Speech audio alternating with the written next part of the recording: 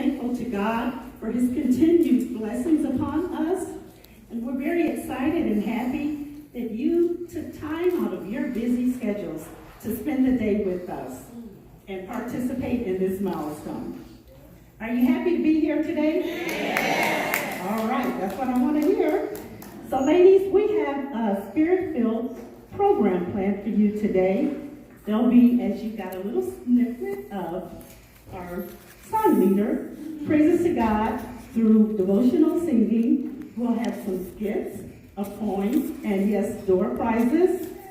And we're happy to have our guest speaker, Sister Debbie Houston, who at the appropriate time will come before you to address our theme, which is renewing spiritual love. Followed by Debbie's topic, we'll have a Q&A session. And finally, we'll have a delicious meal that has been prepared for you. So ladies, it is our sincere hope that at the end of today's program, you will be rejoicing in the Spirit and your soul will be uplifted. So again, I'd like to say welcome and thank you for spending your time, your day with us today.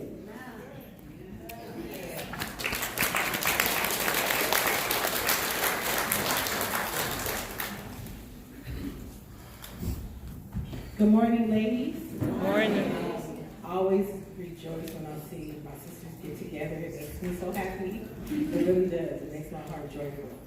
So I'm going to read scripture today, and scripture is going to be 1 Corinthians chapter 13. I'm going to read verses 4 through 7, and then verse 13. Okay, so I'm reading from the New International Version. And it says, love is patient, love is kind. It does not envy, it does not boast, it is not proud. It does not dishonor others, and it is not self-seeking. It is not easily angered, it keeps no record of wrongs.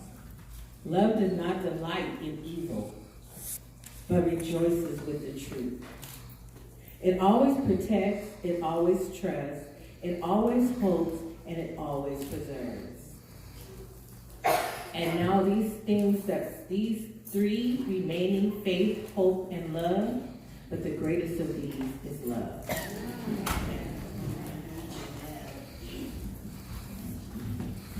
I love to praise Him. I love to praise His name. I love to praise Him. I love to praise His name. I love to praise Him. I love to praise His name. Oh, I love stand to your feet now.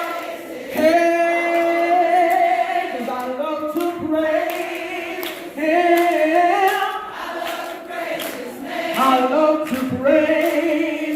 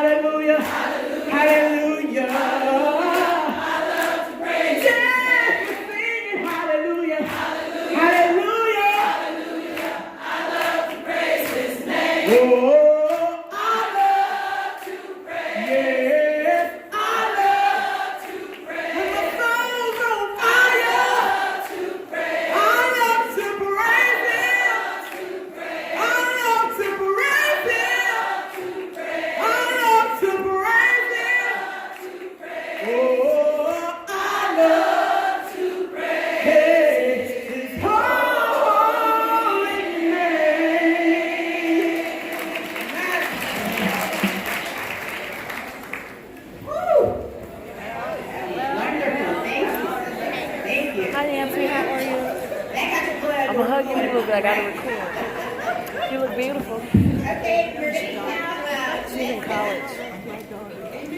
Sister Janine Kamara is going to be doing Sister May, and then followed by Pam Laurie, who's going to do a poem for us. So Janine, if you could come on up, please.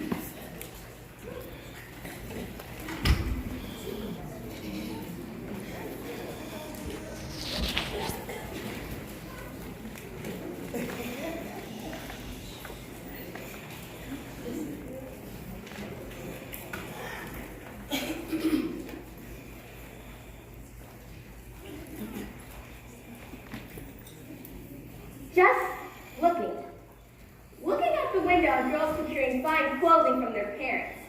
This isn't your typical clothing. These are all virtues, such as strength, honor, care, love, and more. These virtues complete a girl. Some girls have adorable scars wrapped around them, symbolizing dad's protective arms, guarding them from this cold world, keeping them warm and fatherly love, making all hearts soften. Or mother's kiss being her blush. That's a little clothing for the cheeks. For the cheeks that represent bold accents of love and hidden reasons to town. As time passed, some of these girls have lost some of their special clothing. I lost them too long ago. The reason is that I lost our source of these virtues, like parents and guardians. Facing divorces, the death of a spouse, or unhealthy ways of dealing with the death of a spouse. Then I learned that since earthly sources don't last forever, then these virtues won't last forever. My caretakers try to show me some, but it can only go so far. Then everything we do won't last forever. So what happens then? How would I forever be content? Then I saw a lady who smiled at me as she walked into the orphanage. Her smile was like a virus that could just kill all the sadness in me. I bet this is Sister May's. My caretakers arranged her to meet with me to motivate me to be more virtuous. Let's see how that goes. And this is what she told me. It's true that earthly sources don't last forever, but there is one source that does last forever, and that is the Creator's. All virtues originate from a special group of traits that can be known as the Creator's special bracelet, given out for free. They are like a bracelet representing links to a chain. The Creator writes about these traits in the Bible in Galatians 5, verses 22 through 23. And these traits are love, joy, peace, patience, goodness, faithfulness, gentleness, and self-control. Some people might have shown me these traits before, but these are trademarked as the Creator's traits. The Creator makes these traits known to us so that we can serve others humbly and love others as we love ourselves, which is guaranteed in Galatians 5, verses 13 through 14. Doing these actions will make us content no matter what, because we will be rewarded for giving others our love and service generously, which is guaranteed in 2 Corinthians 8, verses 13 through 15. What do you know? We get a beautiful bracelet and lots more rewards. Like, you can't say this isn't your favorite design. You can't say, well, you don't have to worry about his virtues not lasting forever because they are forever written in the scriptures, which is based on Matthew 24, verse 35. Why else are real Bibles being sold and used to this day? Get with the times, sweetheart. I guess you could say the Bible's like an everlasting fashion magazine that showcases all the virtues in their clothing counterparts on famous models or people of example in the believer's instructions before leaving earth. That stands for the Bible, by the way. And you don't have to worry about the Creator ever leaving you, because He still has blessings to give out, reminders to say, lives to save, and much more. Much more. This message resonated me. Then she gave me a Bible with a post-it note of all the scriptures she listed and just walked right on off. So these virtues last forever. Thank you.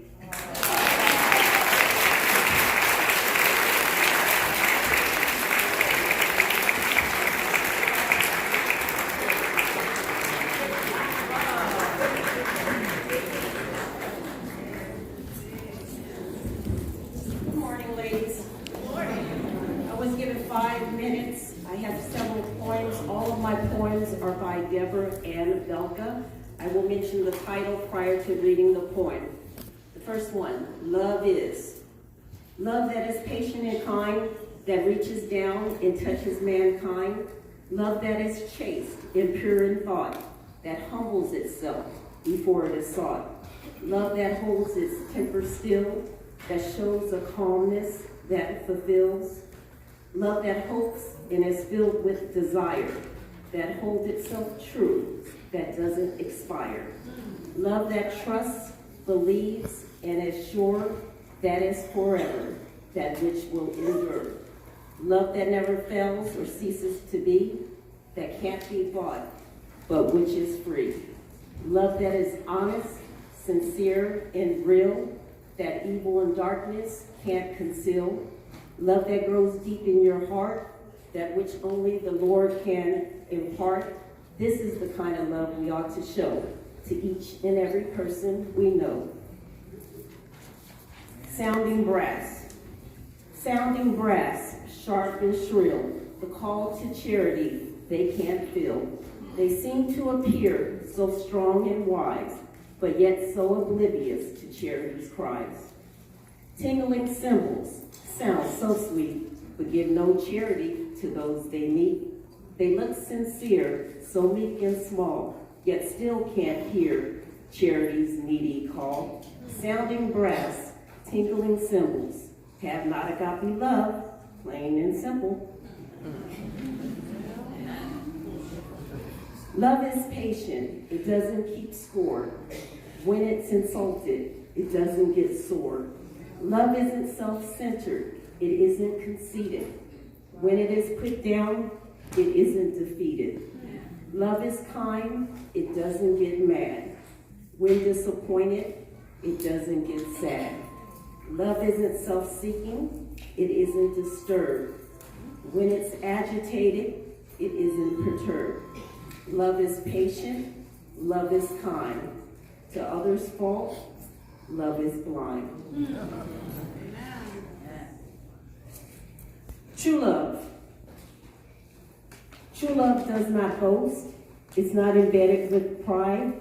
Love that is forthright hasn't anything to hide. It is not offensive, carefully choosing its words. It's pleasing and uplifting. Joy and happiness it stirs. It doesn't act haughty or say things causing pain. Love that is agape has nothing for it to gain. Love that comes from Jesus is filled with truth and light. Love that is not self-seeking is pleasing in God's sight. I think I have time for one more. This is from 1 John 4. Sometimes we don't trust in God's perfect love. If perfect love casts out all fear, then why do we feel danger is always near? If perfect love dispels the dread, then why do we feel despair in our head? If perfect love makes us unafraid, then why do we feel so ever dismayed? If perfect love has not a worry, then why do we feel our cares we must carry? If perfect love does what it says it can do, then why don't we, Jesus, just give our fears to you?